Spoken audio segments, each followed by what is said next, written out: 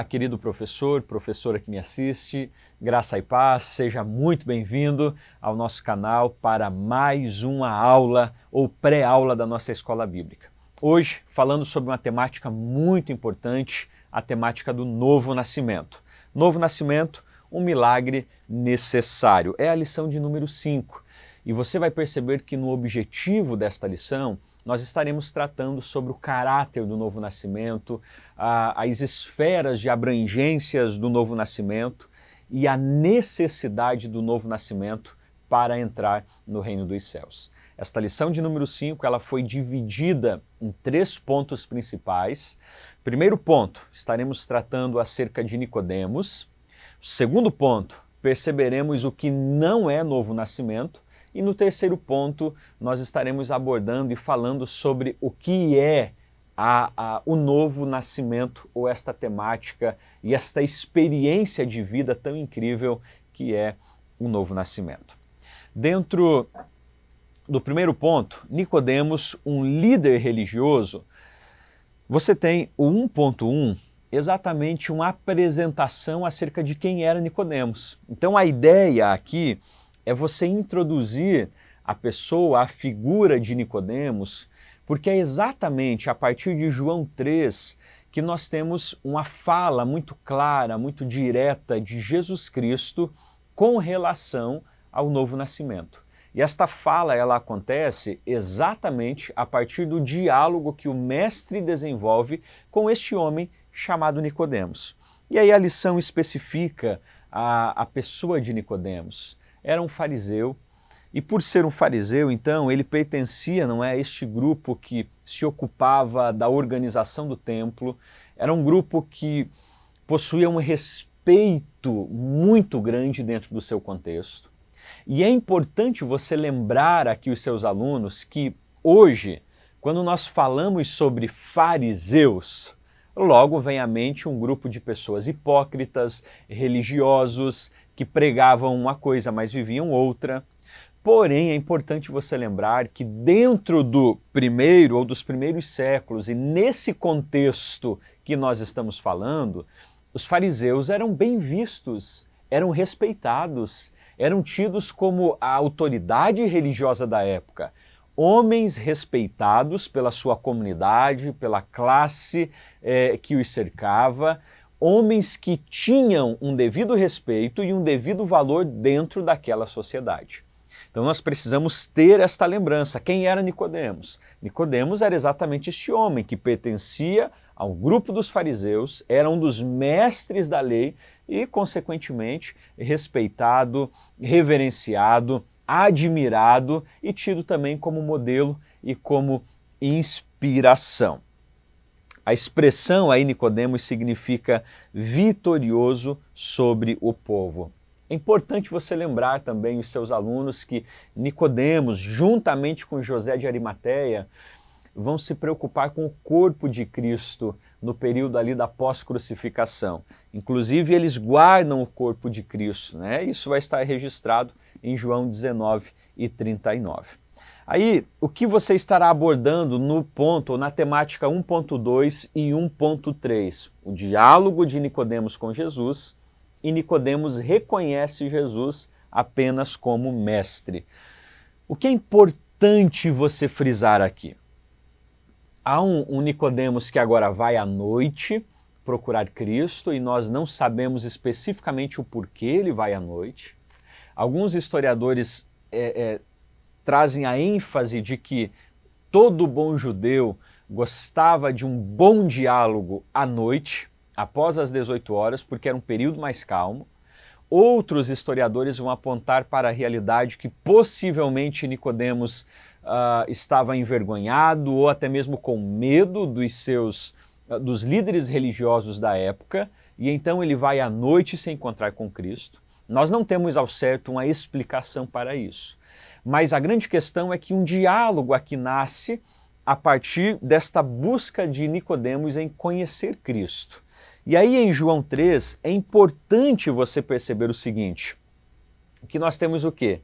Exatamente a realidade de um homem que reconhece Cristo como um mestre, que reconhece Cristo como um grande ensinador, que reconhece Cristo como um milagreiro, como um profeta, como um curandeiro, porém não o reconhece como o Messias, como o Salvador, como o Senhor. É exatamente esta expressão que nós encontramos aqui. Nicodemos dizendo o seguinte: olha, sabemos que és mestre vindo da parte de Deus, no verso 2. Nicodemos reconhece Cristo como mestre, mas não o reconhece como Senhor ou como Messias. Aqui é importante você frisar dentro da classe a realidade que vivemos hoje, de pessoas que reconhecem Cristo como um mestre, como um curandeiro, como aquele que pode realizar inúmeras coisas, mas não o reconhecem como Messias, como Filho de Deus, como Salvador e Senhor. Então, dentro deste primeiro ponto, perceba que é exatamente a exposição acerca de Nicodemos que você estará realizando. Nicodemos, a pessoa de Nicodemos, quem era Nicodemos, o diálogo de Nicodemos com Cristo e essa percepção de Nicodemos no primeiro momento de um Cristo como mestre, mas não como Senhor e Salvador. Ponto 2, você estará abordando então o que não é novo nascimento. Então perceba que aqui há uma proposta exatamente intencional de que você pense com os seus alunos ou leve os seus alunos a uma percepção sobre o que não é novo nascimento. Porque existe aí uma linha tênue em algumas áreas e nós precisamos abordar de forma muito clara e muito específica essa questão.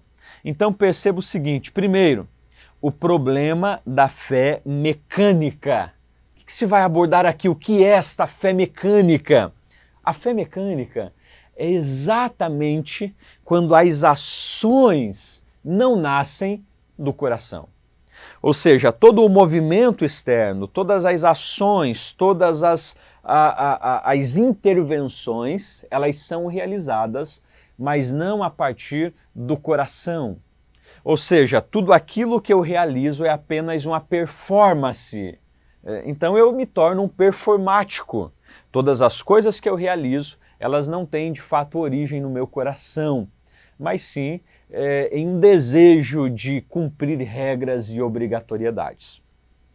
Isaías 29:13 é exatamente esta exposição que o profeta Isaías vai trazer a partir de uma narrativa, quando ele diz o seguinte: o Senhor disse: visto que este povo se aproxima de mim e com a sua boca e com os seus lábios me honram, mas o seu coração está longe, e o seu temor para comigo consiste só em mandamentos que maquinalmente aprenderam.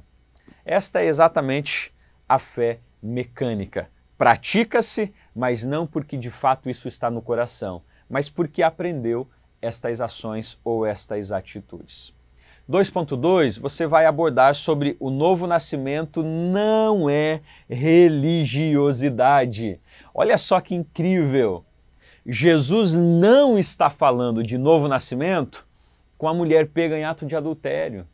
Jesus não fala de novo nascimento com o ladrão da cruz. Jesus não fala de novo nascimento com Zaqueu.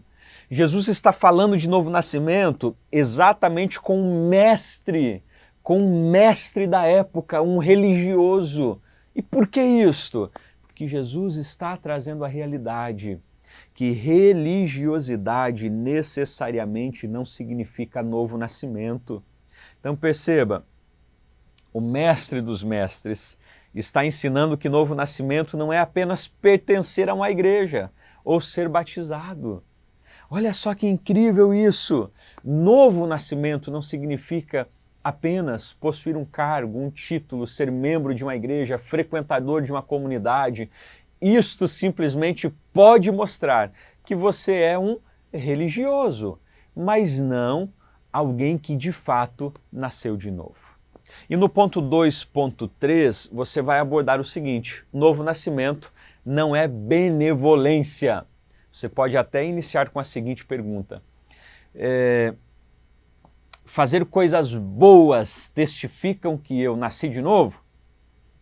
Perceba que os espíritas realizam coisas incríveis, mas não nasceram de novo. Existem muitas pessoas que realizam coisas fantásticas, que alguns até olham e testificam. Ele só pode ser um cristão, mas não é. E nós vamos perceber que as coisas boas que realizamos, elas não servem, preste bem atenção nisso, elas não servem para que eu seja salvo. As boas ações, elas devem apenas testificar que eu já fui ou que eu sou um salvo em Cristo Jesus. Perceba, nós temos em Atos 10 o relato de Cornélio, que era um benfeitor que não havia nascido de novo e precisava de um Salvador. Então veja, as minhas boas ações, elas devem apenas testificar que eu já nasci de novo. Só que as minhas boas ações, em muitas ocasiões, pessoas não nasceram de novo e têm boas ações também. Então eu preciso ter aqui um grande cuidado na seguinte realidade. Eu pratico boas obras não para ser salvo. Eu pratico boas obras porque eu sou um salvo. Ok? Então você pode trabalhar aí no 2, né, nesse tópico 2, o que não é novo nascimento. E por fim, indo para o nosso tópico de número 3, que é o tópico maior da lição, e eu peço inclusive que você dê uma atenção especial a este tópico, ao tópico 3, porque ele aí possui 5 subpontos e é importante demais você abordá-los. Então talvez lá no tópico 1, falando sobre Nicodemos, você invista um tempo menor. Aí o tópico 2 e o tópico 3 você direciona a parte maior da sua aula. Bom, o que é novo nascimento? Então inicie, eu sugiro, coloque no quadro o que é novo nascimento. E peça que os alunos falem o que é e vá anotando. E depois analise com eles se de fato tudo o que falaram é novo nascimento ou algumas destas coisas não são novo nascimento. E aí perceba, primeiro, entendendo o novo nascimento. E aí, aqui a expressão não é nascer de novo, as escrituras vão falar sobre nascer de cima, nascer do alto, nascer mais uma vez. São expressões usadas para o novo nascimento. Agora, o que nesse primeiro ponto você precisa abordar é que o novo nascimento é uma obra direta do Espírito Santo. Não é uma ação gerada por homens. Não é uma ação que pode ser produzida por instituições. O novo nascimento é uma ação exclusiva do Espírito Santo ou do Espírito de Deus. Perceba o seguinte, Spurgeon afirma: é mais fácil ensinar um leão a se tornar um vegetariano do que pelos esforços humanos converter uma vida. Ou seja, o novo nascimento é uma ação do Espírito. João 3,5, em verdade te digo, quem não nascer da água e do Espírito não pode entrar no reino de Deus. Então, o novo nascimento não diz respeito ao que eu posso realizar na vida do outro, ou ao que uma instituição pode fazer, mas sim acerca do que o Espírito pode realizar na vida do homem. 3.2, o novo nascimento é uma transformação interna. Aqui o que você pode destacar, professor, é exatamente o seguinte: novo nascimento não é repaginar. Novo nascimento não é um enquadramento em uma postura ou uma cópia de posturas e de ações. Não. Novo nascimento é uma transformação que ocorre no meu interior. É exatamente a mudança do coração, o coração de pedra agora dá lugar ao coração de carne. As inclinações do homem, as pulsões do homem que anterior eram inclinações para o mal, agora são inclinações para o bem, para servir ao Senhor, para amá-lo de forma inteira, ok? Então destaque isso, uma transformação interna. Por fim, nós vamos perceber que nascer de novo é possuir uma ficha limpa. Querido professor, destaque esse texto, 2 Coríntios 5,17. E assim, se alguém está em Cristo, é nova criatura. As coisas antigas já passaram, e eis que se fizeram novas. Ou seja, o homem que não nasceu de novo, ele possui uma ficha suja. Agora, todo aquele que nasceu de novo, Paulo está dizendo, você recebe uma ficha limpa. Você agora é uma nova criatura para viver segundo a vontade de Deus. 3.4, você vai abordar sobre a necessidade do novo nascimento. O que você deve trabalhar aqui? A realidade que Jesus deixa muito clara em João 3:3, que se alguém não nascer de novo, não verá e não entrará no reino dos céus.